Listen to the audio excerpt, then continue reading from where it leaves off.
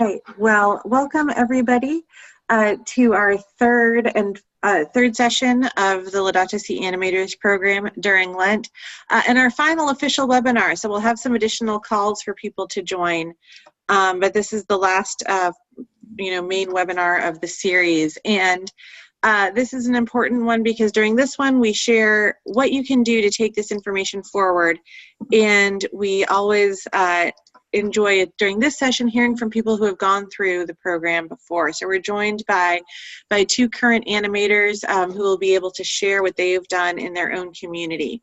So I'm going to get us started, and I invite you to continue introducing yourselves in the chat box. As you know, during the Laudato Si Animators webinar, we encourage you to pass notes during class. Feel free to mention any questions that you have or share information with one another during the webinar. So I will begin, as we always do, with prayer. And as during this session, we are thinking of how we can take this information forward and act in our own communities. I invite us to share in this prayer for witness. So in the name of the Father, Son, Holy Spirit, amen. Spirit of God, we have heard your call to share in building up the kingdom of God. Fill us with the desire to change ourselves and to change the world. Inflame our passion for justice into a commitment to address unjust laws and our social sins. Deepen our concern for our sisters and brothers suffering the burdens of poverty and exploitation and the consequences of global warming. Let us enthusiastically play our part in the mission of the Church in the modern world. Banish any complacency in our hearts and minds. May we always act in the spirit of justice. May we envisage, pray about, and create a different sort of world, filled with a renewed sense of solidarity and care. Enlivened by the Spirit, may we go forth in the peace of the Holy Spirit to love and serve the Lord. Amen.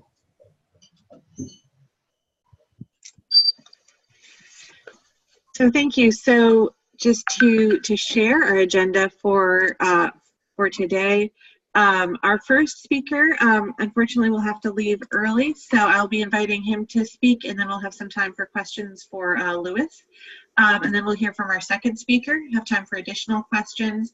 And then at the end, I am going to go over our Earth Day campaigns and upcoming events. So for the Animators program, what we ask is that to receive the certificate is that you participate in these online webinars, participate in the online discussion sessions and the homework that we have there, and then have an event in your community. And so we always try to time the animators training with a global campaign that GCCM is carrying out, and we suggest that you take on that campaign for your final event, final project. But you can also be creative in what you might want to do in your community. So I invite now for us to hear from Louis Clovis. Louis went through the Animators program last year in 2018, and after that he formed a chapter and is now the chapter leader of GCCM Klang Malaysia, which has really grown, brought in, started to expand to other parishes in the community and done great work. So Louis, I turn it over to you. Thank you, Marissa. Hi, everybody. Good evening and good morning to all members of the clergy, if anyone's here, all at GCCM and fellow animators and everyone who are tuned in. I've been, let's move a little bit. I've been in the forefront of the broadcast industry for what, 30 years now, and from supply to production and post-production. I've been active in the church music for the last 40 years. Providing the composing music thereabouts with different parishes. I've been ever since recently last year. I became an active member of Laudato Si in my parish, and recently I've joined the Creation Justice Commission of Kuala Lumpur. This was actually which I'll tell you about it a little later.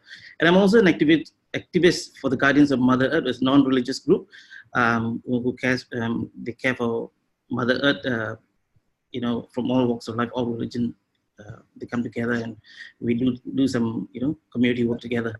And now I'm a Laudato Si animator.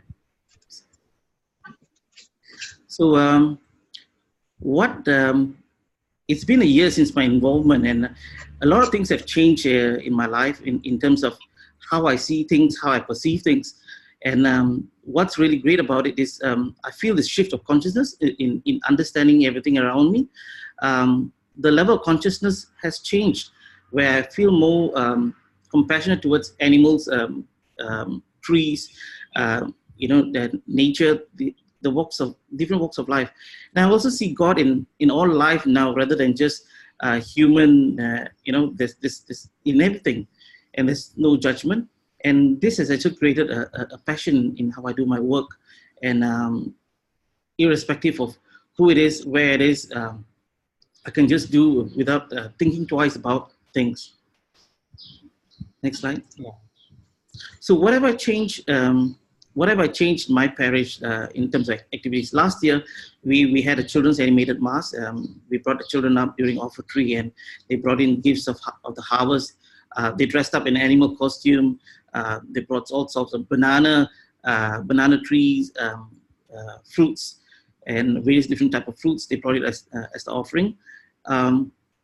I also animated a session called the Walking Meditation.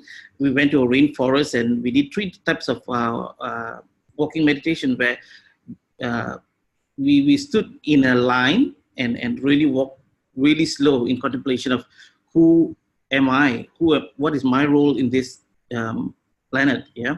So they did that and they really liked it. We had one whole day in the rainforest. Couple of months later, we had a one-day retreat. We had about 100 participants. We had 4 speakers. One is from the parliamentarian. The other one was Dr. Dino. He was the ex-president of WWF.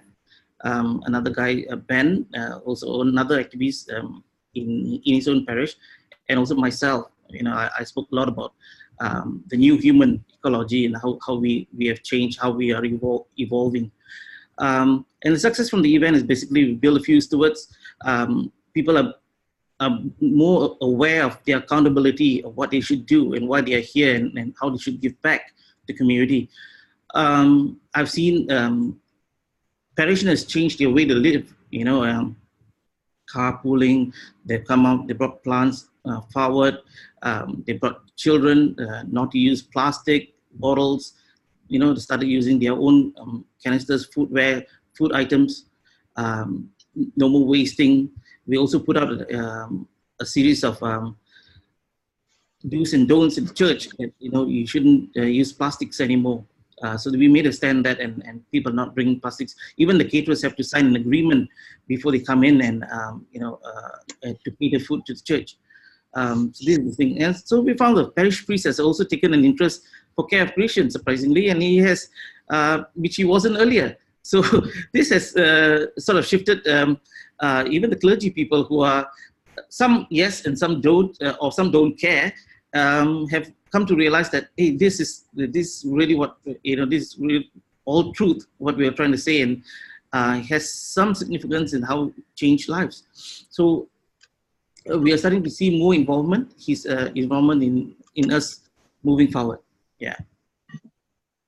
So what we plan to do in 2019 in Klang is basically this.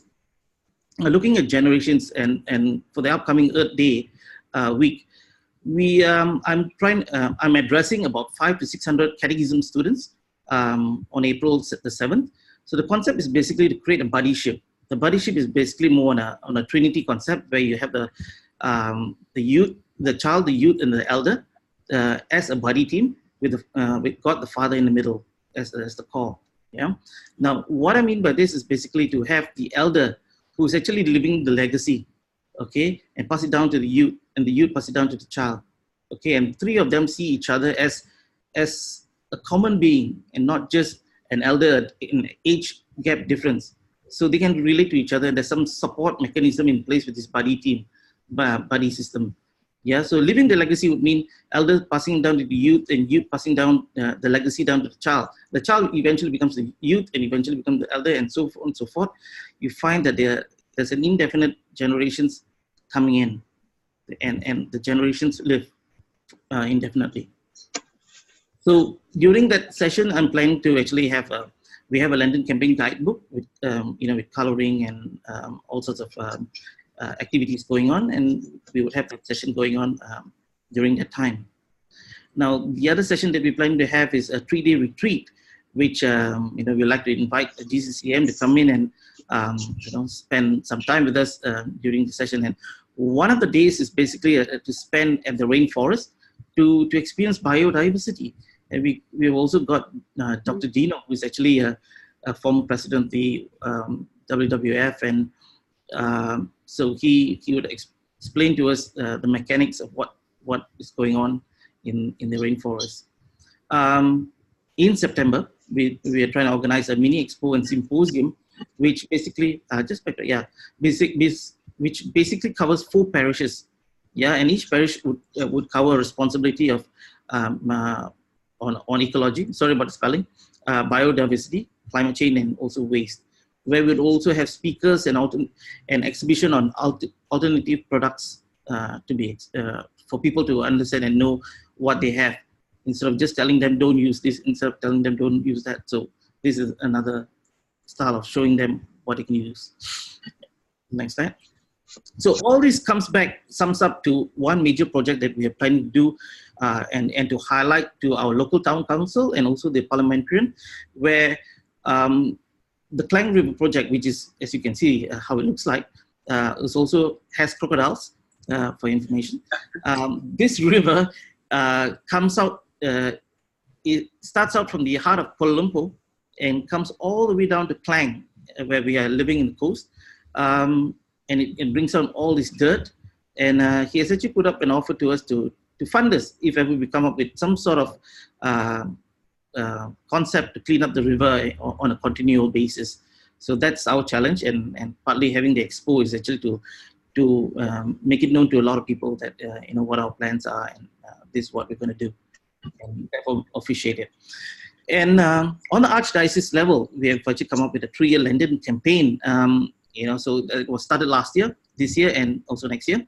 The Creation Justice Commission, which started off in 2015, prior to the Pope's letter coming out, has an element of togetherness and oneness with the animals, the nature, and us. As you can see, the paw is the animals, and the nature of the leaves, and the hands, us, centered within the triangle to concise the energy and placed within the earth as a sphere, within a sphere. And the next. So these are the things that are happening around the other dioceses in southern Malaysia and also east Malaysia. So this is stewardship by Dr. Maria Lee, and she's planning things like climate crisis workshop, World Water Day, a day mass with grounding of tree planting and grace and edible garden. Also a roadshow and a public event on blogging and green expo at a hotel. And another event that's going on in, next slide, that's going on in Kuching, which is East Malaysia, climate crisis workshop that's going on. And they also have a mini exhibition at their church, and also the launching of their Creation Justice Ministry, so at their St. Anne's Church on 10th of February. So the Creation Justice Commission, just to let you know a little bit, is actually a commission that was set up by the 3 bishops of that is from Brunei, Singapore, and Malaysia, sometime in 2015, and they've actually set up this commission to allow justice to be to be looked into, where to channel Laudato Si events and to have some sort of justice rules to be created in all these parishes. So parishes are coming up with Creation Justice Ministry in their own parishes to make this something more official, something more tangible. Because as a Laudato Si team, there's no recognition currently in the church to show that they are part of a ministry or part of a committee or team. So the Creation Justice Ministry makes it more prominent in that way. So yeah, with that, I think that's the end of my presentation. Thank you very much. Oh, that has gone to the side as well. Yeah, so if you have any questions, let me know. Yeah, thank you. Thank you so much for that, and thank you for sharing. And I think it's incredibly impressive. I know I'm always inspired when I hear from you the work that you're doing, not only in your own parish, that's happening in other parishes and around the diocese and the Episcopal Conference. So thank you so much for all of your work. So for those of you who are joining us on the call, as I mentioned, Lewis is going to have to leave early, so we'll open it up for questions now. We've got 5 to 10 minutes. So one question that did come in was in the area of accountability of vendors using plastic containers for food at parish events. Were businesses open to that, or did you lose support? How was that received in the community? Okay, that is still a challenge for us because as far as food containers is concerned, every time we tell the caterers not to bring anything, it's either we have people take away or we don't. So the current principle now is to not have takeaways. So you come, you eat, and you're done. And that's the only way we're trying to curb and control this at this moment. As far as containers are concerned, there's nothing else cheap, affordable for somebody to buy and take back. So the easiest way is to not take back anything, have the food here and that's it. Or bring their own containers to the church and come take away. Yeah, that's the only way we're dealing with it right now. Okay. And an additional question, how is your work proceeding in rural areas and under-resourced areas? Okay, good question. We have a community in Cameron Highlands, which is somewhere in the center of Malaysia. They are in dire straits now for food and a way of living, which is totally quite bad. Children don't have a proper bed to sleep and sleeping literally on the floor and the grassroots and things like that. You also have ladies, are not well taken care of in their own well-being. This is something that I was supposed to leave and join them for a 2-night session to experience that lifetime. It's just that a person in charge was not available for me to share more pictures here today. So we're going to do that sometime next month, and apparently to bring up a story of what's really going in there and how we at GCCM can try to help them out in terms of a feature story or some sort of minor international funding or something like that. I don't know. So I'm trying to get some more information about the people over there. And real challenge behind this is actually the religion in Malaysia. So because they're very much Muslim, and sometimes some conversions are happening over there, over what they own. If they own a land or something like that, they're given better lifestyle. If they give up the land, for the government to do something else, those sort of normal stuff that you hear from time to time. So we're trying to see how they get a better deal.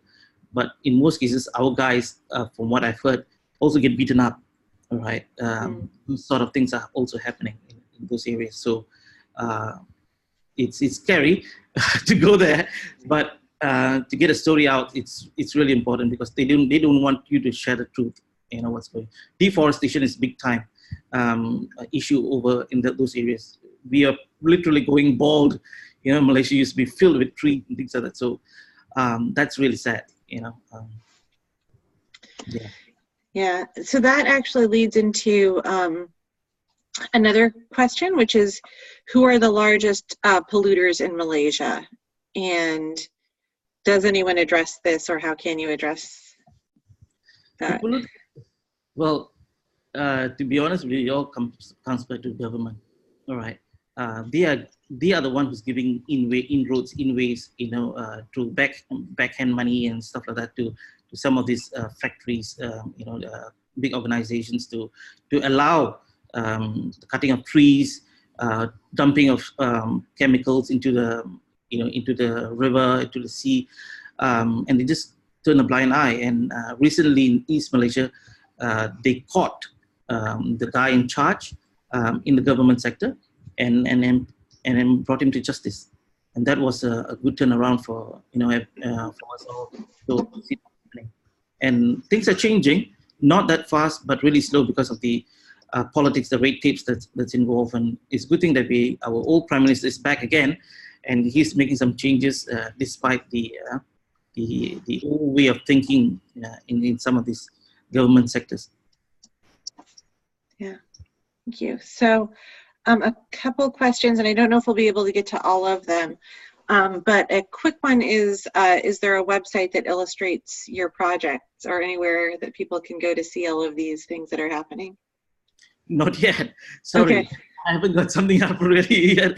I've been thinking about it. It's just that we still we've done so little from what I've seen. We've done so little yet. We've just done 1 year. We're just 1 year old. Yeah. 1 year old. Well, hopefully by end of this year, I'll try to put something up. And the Archdiocese AOHD has something up, but they don't have something of activities done in the past and stuff like that. But I will share sometime when it comes about. I'll share. Yes. Great. And then last question, and then we'll let you go because I know you need to leave. But two related ones. One person asked what kind of music you make, and the other one was, is there music that you know of that reflects Laudato Si? Oh, good. Well, the song from San Francisco is a perfect song for where Laudato Si is concerned. But as far as music composition, I usually compose responsoral psalms. Yeah, so I make it unique, a little bit jazzy, a little bit different from the normal tune that goes in and out and you fall asleep. But anyway, you just want to liven up. You want to just bring up souls. You want to be in a state of prayer. You just lift them up with a different kind of tune. And I usually allow Spirit to come in and I write the songs that way. And I don't have a hand in it at all, except for my fingers on the piano. Wonderful. Well, thank you. Do you have time for one more, or do you need to run? Yeah, go ahead. One more. It's good. Okay. So the last one was, are there similar organizations to GCCM that you've seen in the Muslim community? And if so, have you been able to work with them? Well, not prominently. They don't have something as what we have in this manner. Okay. But the government, the state governments are starting to be more receptive towards, no plastics throughout the whole state. Little rules about, how where ecology is concerned, biodiversity is concerned. They're taking note that this is how it should be. How to care for creation, how to care for animals. Those sort of things are being looked at, but not as how we have it over here. Yeah. The only thing that we have, but on a non-religious basis, you have a small little community activist groups going on, like the Guardians of Mother Earth, and where the Malays, the Chinese, the Indians, they all come together and just do something without any religious prayers, but just do, think 1%, do 99%, and this sort of thing. Great. Well, thank you. And I'll just mention that in some parts of the world, this has been a way of interfaith connection. So we have a chapter GCCM Hyderabad in Pakistan, and it's a very small Christian and Catholic community there. But this has been one of the areas that, even though in some parts of the world environmental issues can be very political, addressing issues such as adequate water, access, litter issues, and some other environmental things has actually been seen as non-political and as a way for different faith groups to work together, for the Muslim and Catholic community to come together in that location. So it's been a very hopeful place of connection. Yeah. Same here. We don't have that kind of problems. It's quite similar. Yeah.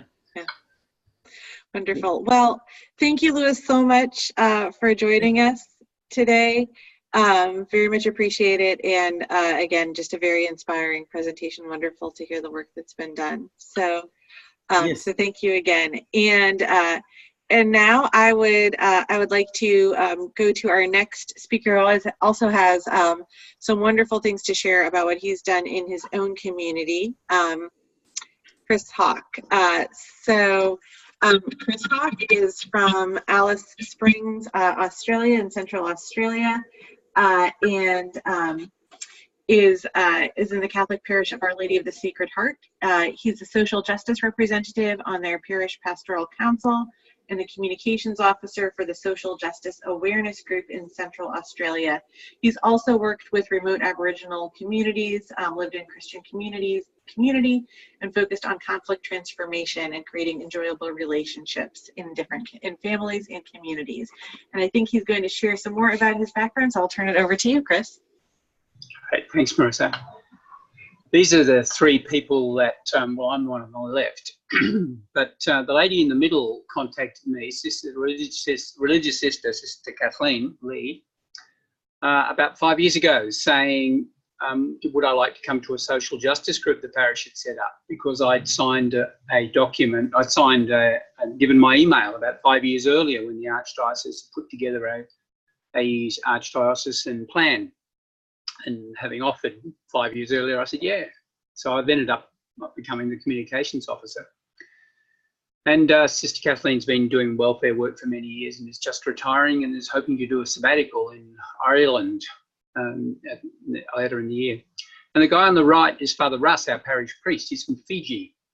And I discovered to my delight that that Father Russ is with the Divine Word Missionaries, a Catholic religious order of priests who I did training with for 4 years. And so there's a common theology background, passion for change. And Father Russ, for example, is from Fiji, where their government has put aside 20 square kilometres for people from Kiribati who will have problems as a result of climate change flooding.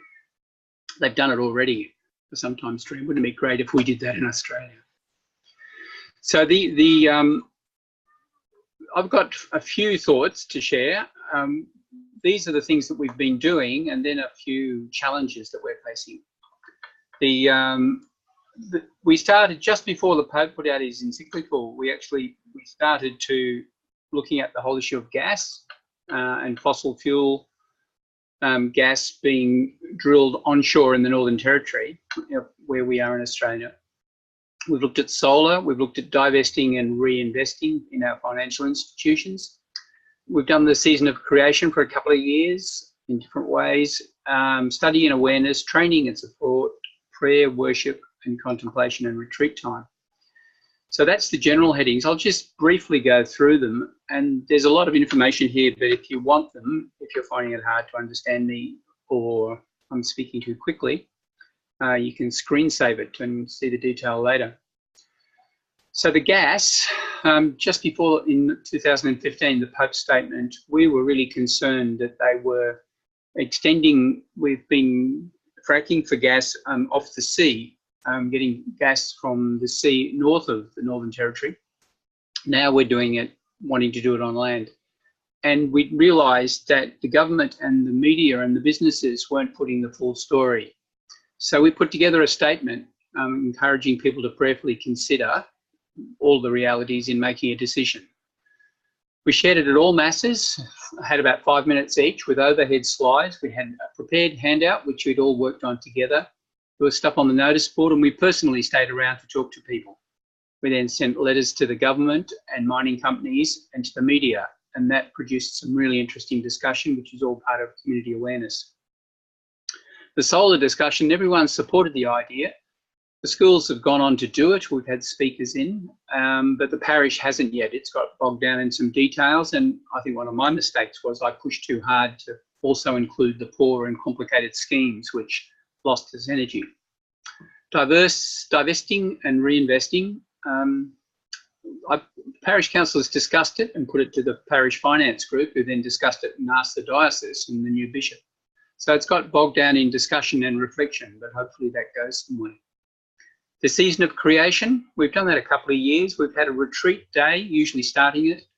We had the St. Francis Feast Day Mass outside of the church, in the garden next to the church, behind the parish house, with the blessing of the pets, and that worked really well. In Australia, that time coincides with our annual social justice statements, which is on a different theme every year, on the last Sunday of September. And on that Sunday, or the Sunday around it, we also invite everyone to make the Laudato Si pledge in the parish. That's gone quite well. We actually do it as after the homily and as part of the prayers of intercession, we actually stand and make the statements. And the other three you've all done, I'm sure, is study and awareness. We did 6 Monday evenings, 25 parishioners. We studied Laudato Si back in 2016 and listed 50 ideas that we could all do. We took it to the parish council, and at the same time, a speaker was invited in, Jackie Raymond, that some of you know, from Catholic Earth Care Australia. And she gave the bigger picture, the Australian and the global picture, to balance what we were thinking of locally, and she was involved in worships. Spirituality in the pub, in the local pub for the local community, has regular, every month or so, we have gatherings over a feed, and fracking was one of those, and talking about our Laudato Si was another one, and our notice boards as well. But the most powerful way of creating awareness is just talking with people ones and twos. It's often the hardest way, but we found that's been really important. Training and support, I've really valued the connections with the Global Catholic Climate Movement this month, and particularly there was a contemplation training thing that really helped me refocus, that in order to deal with the deeper despair or frustration I felt, I needed to get closer to God in everything I did. And the animated training was good, but the divest and reinvest seminars were good, so that's great. And Catholic Earth Care was doing some. And it's been wrapped around with lots of prayer, worship, contemplation and retreat time. I personally really enjoy the Centre for Action and Contemplation in the United States, cac.org, their daily reflections really helps me. So that's what we've been doing.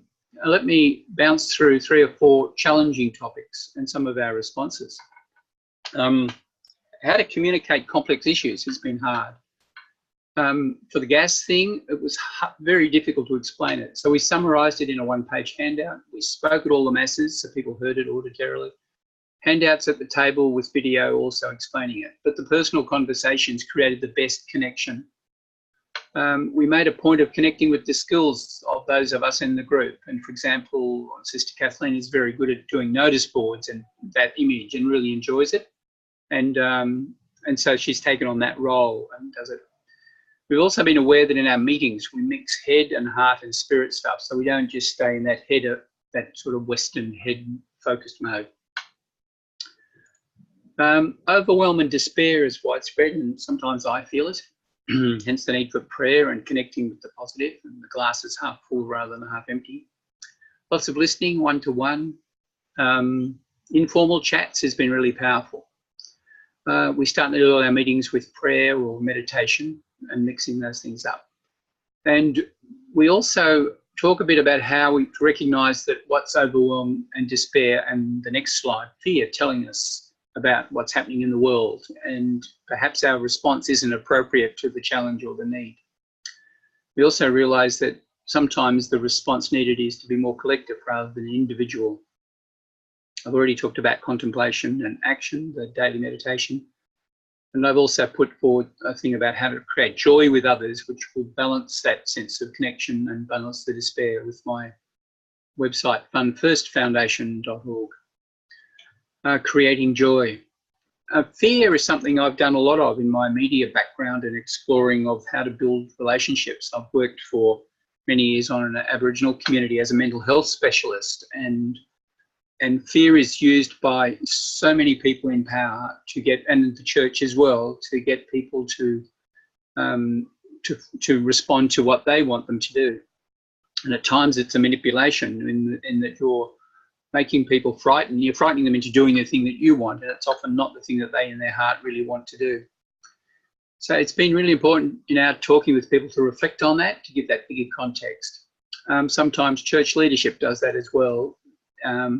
They're making short-term and self-interest choices that sometimes creates silences or prevents change being taken.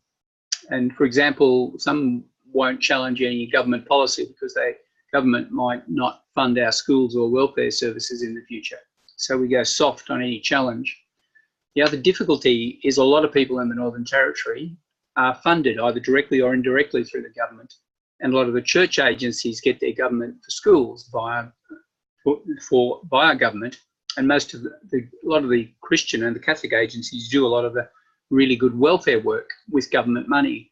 And most of us have clauses in our contracts that say that we can't publicly criticise the people that fund us or our organisations. So there's a silence imposed through our actual structure of our work income sources.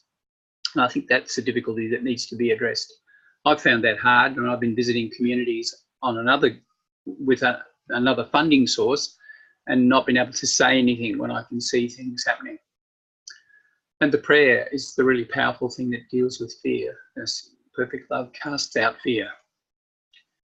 The next one is resistance to change. Now, this one's a hard one.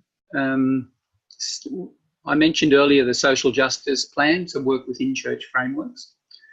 The Bishop Eugene, our immediate past bishop, was quite visionary in getting us all and across the territory to sit and talk about what sort of church we wanted. And that was exciting. And one of the things they came up with was working for social justice, another one working with Indigenous people. And I put my name down to work with both. And I worked professionally in one area, in the Aboriginal area. But it was the call from Sister Kathleen that called me back into the social justice area, which led to the work and stuff, me being here now. So this local, Sister Kathleen was the one that triggered off, and a number of others. The local group sort of reformed. Sometimes groups flag in energy. It reformed in 2014. I think what made it really accepted in the parish was they developed the aim, role and structure and yearly focus within the parish council and had it approved. And so people were really clear in the parish what our role was and what we weren't doing. Hence, for example, the words prayerfully consider all these issues is really important, because we're not telling them what to do, but we're asking them to consider it. We also linked it, like GCM often do, CCM, is with authority and the Pope's statements and whatever. But the most common focus we have that deals with resistance to change is simply putting everything in the context of what do we sense God's Spirit is calling us to do. And I think that's been powerful. It's bringing us all into the same position, whether we agree or disagree on a specific action. What do we sense God's calling us now, and especially for our children in the future? The last one is building support. This is really hard, and sometimes I despair, that after 4 years, there's lots of knowledge and awareness and thinking, but not a lot of action. And I would love to see a lot more action. And we need to, I often give my pictures and my challenges are too big, perhaps even this presentation. I find we've tried to just make it easy for people to take the next step to say yes to. For example, can you do the Laudato Si pledge in church, or would you like to come to this retreat day?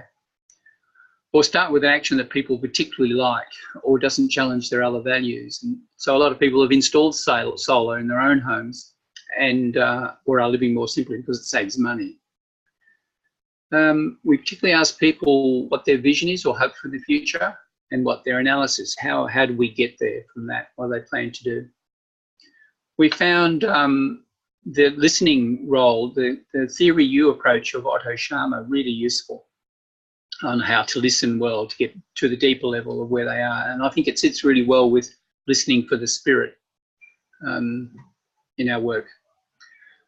Building support, also encouraging connections and keeping in touch with each other by mail or email or visiting each other. So if any of you are in Central Australia, come and see us. If you're on holiday coming to see Uluru or whatever. But deep down, I still think we haven't done enough. And that's part of my summary. So far, we're prayerfully considering gas, solar and divestment and reinvestment. We've focused on the season of creation with doing the pledge every year and St. Francis' feast day and retreats. Sorry, that's my phone to tell me that it's nearly time to wrap up. Study and awareness, training and support, prayer, worship, contemplation and retreat time. And the challenges which I've just gone through, communicating complex topics, overwhelm and despair, dealing with fear that people have in taking Laudato Si inspired action, dealing with resistance to change and building support. And my final comments are about, while being thankful for what has already happened, I do have deep and widespread concern that not a lot is happening, and we need deep and widespread conversion, or more and more, not only for myself, continually for myself, but for more of us throughout the parish and around the world. We need to listen, reflect and act on our own sometimes, and often with others, sometimes in small groups. Connecting with others close to you, locally and globally, to build trust, hope, and a sense of community. Thanks for listening. May God's Spirit bubble with us all. Yeah, thank you so much for that, Chris. And so for those of you who have joined us tonight, welcome any questions, but just say, again, just really inspiring to hear the work that's been done, how you became engaged through that personal invitation, and were open to it and really took this on, and the number of issues that you've been able to engage in and see the social justice work taking on within your community. So, so thank you so much for that. So again, invite people to ask questions. One that came up is, how are you able to engage in these statements about unconventional drilling without it being too controversial? Or if it is too controversial, how do you handle that? Abby is the person who asked this, and she mentions that she lives in northern Colorado in the central United States, where there is a lot of drilling, and that she wants to bring awareness to her community, but many people do work for oil and gas companies, and so it's difficult to address this subject. So I wonder if you have any insight that you can offer there. It's hard, and being political and challenging the current government is really difficult, and there's a lot of resistance from within other parts of the church and the parishes, and also from within myself. So sitting deeply and prayerfully about what do we need to do in response, and having the courage to do what we feel is right.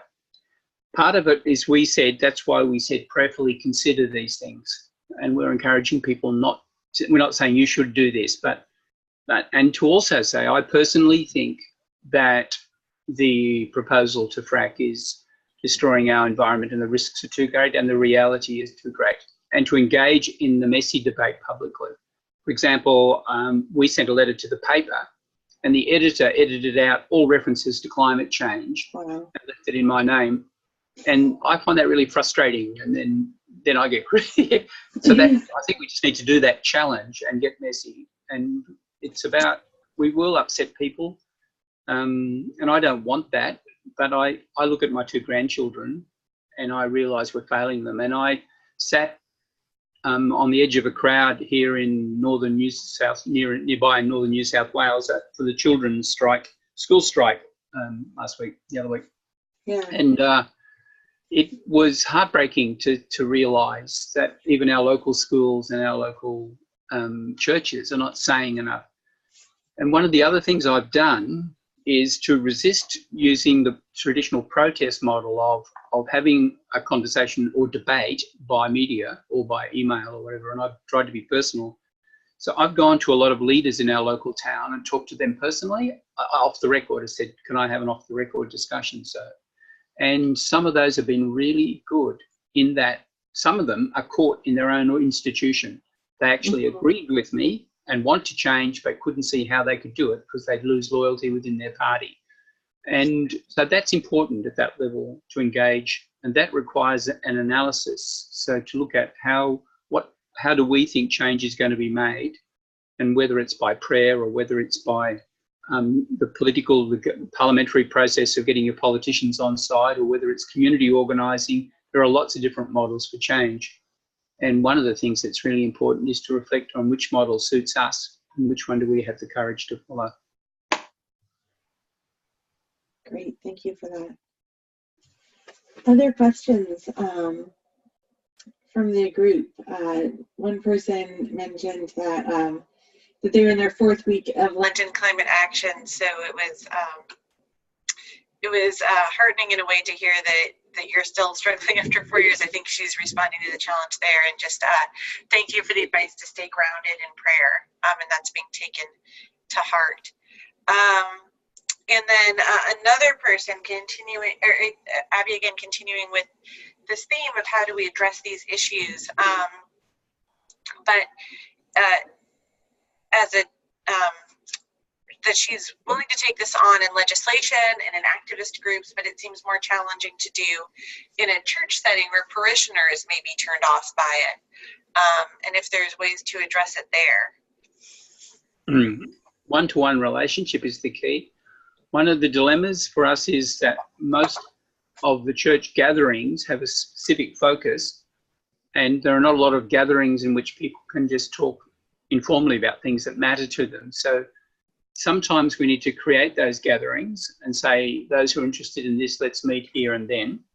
Not a lot of people come to those. The other thing is people will often talk about them on the edges of the other meetings. So at Cuppas after Mass on Sunday, people will comment. And I think it's that personal relationship with people. And the thing I do most often is say, what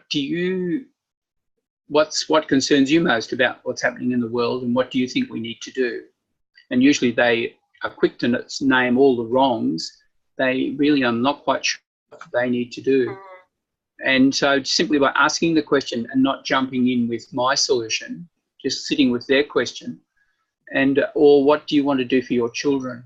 In my working with men for many years, men and violence, and I'm a mental health specialist by trade, a lot of men will respond to the question of what do you wish for your children in terms of being safe from being hurt, but it's the same question here. So it's about asking a question that gets people outside of their self-interest frame. But it's not easy, and I think we need to learn a lot of listening skills and to know when to intervene and not intervene, or ask the question and leave it as a seed question for a future time. And I'm still learning. We're all learning, and to use the gift that we each have. And some people are really good at speaking publicly. Go for it. Others are really good one-to-one over a cuppa. Go for it. My wife, for example, is just great in the one-to-one discussion. And so work to each other's strengths. We've all got different gifts of the Spirit. Let's use them in this area as well. That's great. Thank you. So I saw a bunch of questions come in all at once, and we have time for a couple more before we have to go, before we have to wrap up, so that I can talk about sort of next steps for the Animators program. So quickly, another person, Cliff Cockram from the United States, has asked about some of the civil society priorities that came up, that were discussed on the Laudato Si platform, in the Laudato Si space at World Youth Day, which were fossil fuel divestment, which you touched on briefly, and establishing a carbon fee or a carbon tax. And if those two civil society priorities have come up in Australia and in your advocacy work. Yep, they've both come up really strongly.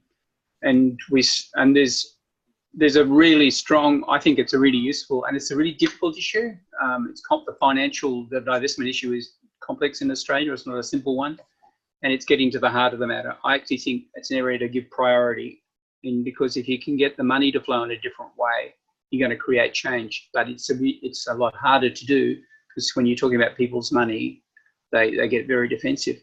But it's really powerful, and I'm so excited to Daniela told us about Austrian bishops. Yeah. Finally, it's great. So I'm just hoping that not the Austrian bishops, but the Australian bishops will do the same. So I contacted our bishops and said, can we do the same here?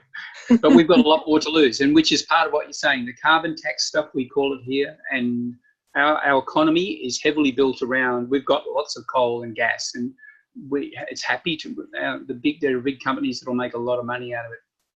And it's the same all over the world. And so we have to develop an analysis and an action plan to deal with that, and also to let the Spirit help us decide when to do that within the church, or when to do, as Pope Francis said, work with others outside of the church. And there's a lot of other things I'm doing which are not in this as part of this direct Laudato Si circle, but it's me working in the wider community. And one of which is with Indigenous people, and they have a lot to teach us. And one of the other questions was about Indigenous connection. And one of the fellas who's been on our group has just done some amazing work looking at Aranda, the local Aboriginal spirituality, Aranda Catholic spirituality, and their way of looking at the land is so similar to what we're all yearning for. They've got something to teach us, but in many ways, we're not really listening to the Aboriginal people in the church, to their spirit and the way they're yearning it. We're more interested in getting them to live it our way, live the spirit our way. But that's another issue. Thank you for all of the things that you're doing, and those who want to catch up by email, yes, please. Chris Hawke 3@gmail.com. Is it all right if I type it in the chat? Share it. Yep. And I'll let you get on with your discussion. Well, thank you so much for joining us. Thank you for sharing all of the work that you do. And again, it's just so inspiring to hear what people are doing on the ground.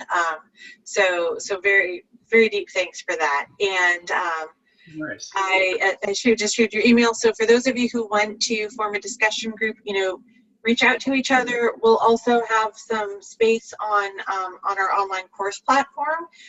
We have online discussions there, and for this particular course, we'll add an extra discussion question for any resources that you'd like to share with one another, or space to find ways to connect with one another. So just letting you know that those will be there. So Chris, thank you. You're welcome to stay for the follow-on announcements, or you're welcome to leave and have the rest of your day back. So thank you again for joining us. All right, and I've just put my email on the line. Thank you for what you're all doing. I'm so excited to be part of this. Well done, all of you. Great. Thank you again.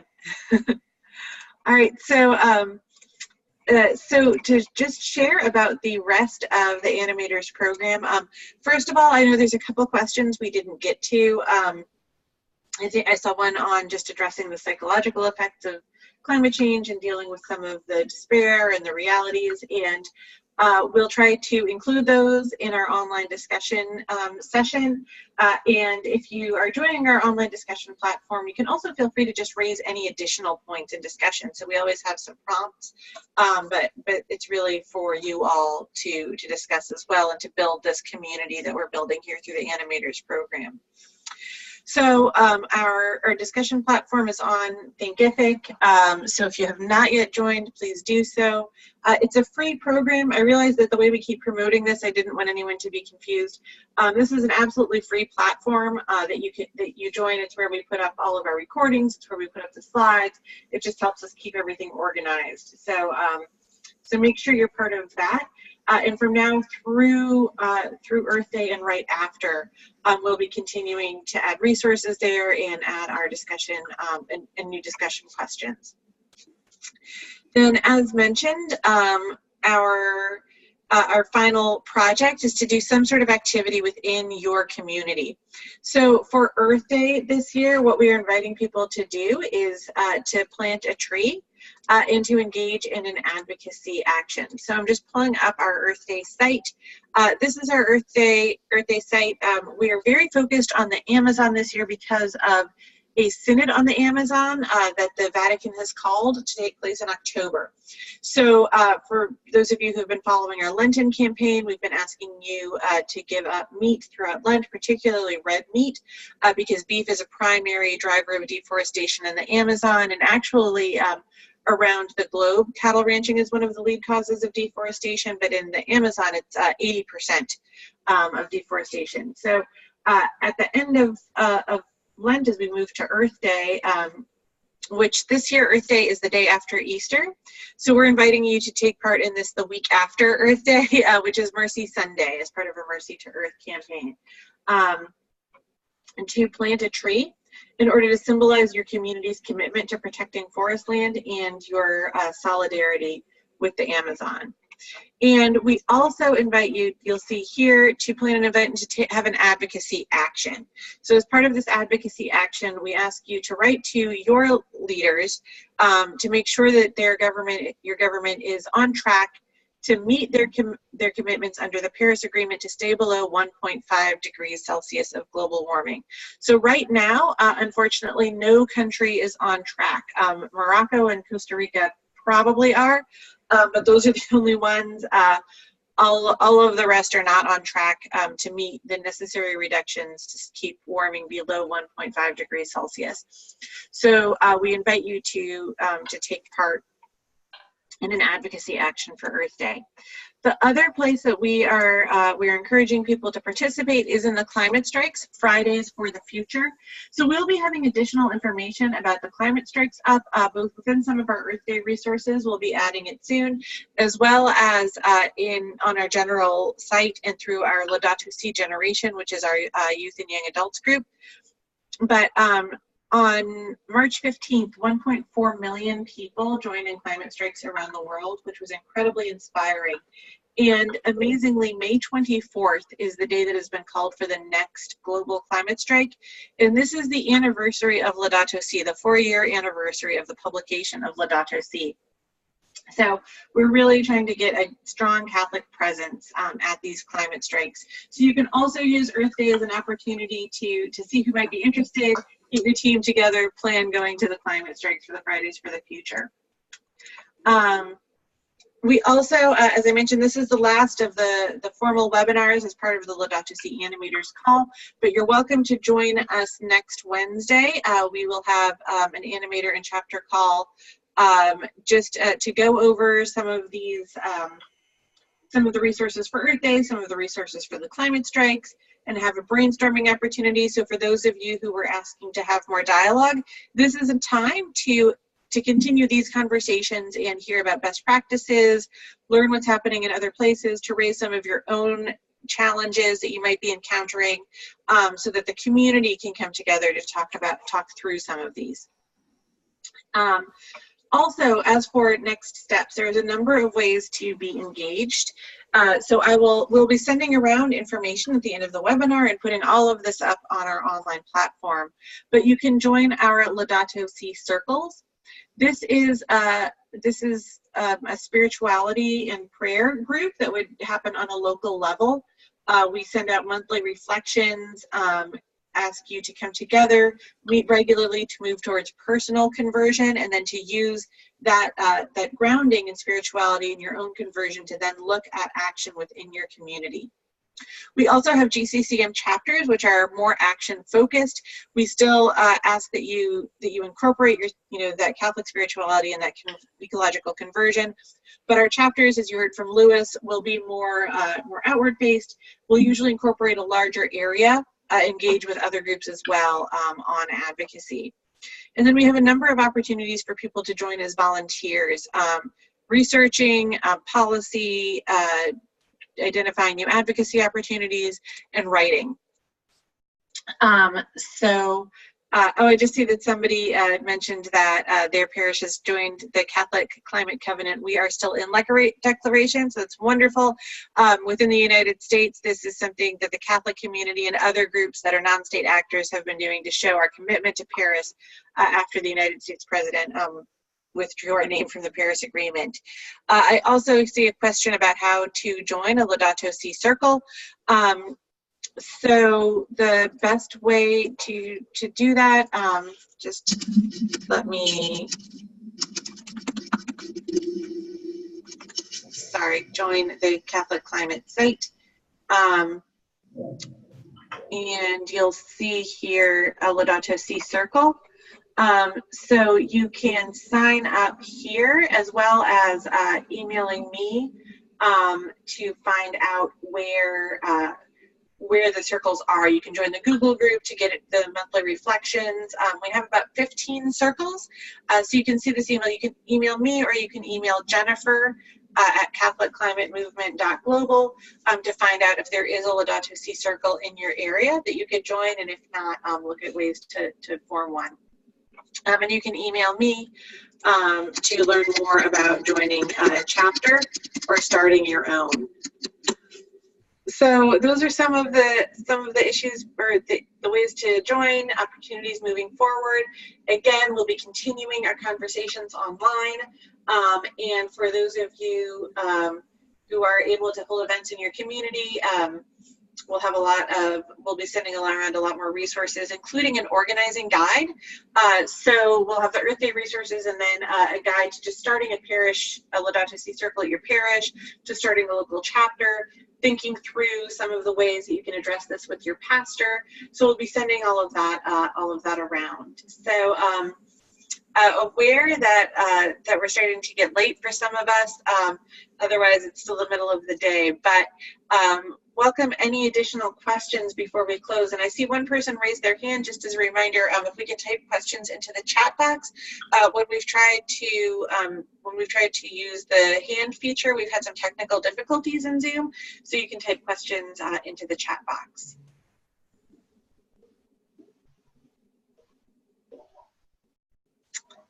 All right, I'm not seeing any come in. Oh, okay, sure. So for the volunteers at the moment, we do have an application process online, but definitely reach out to me directly as well, Marissa at CatholicClimateMovement.global.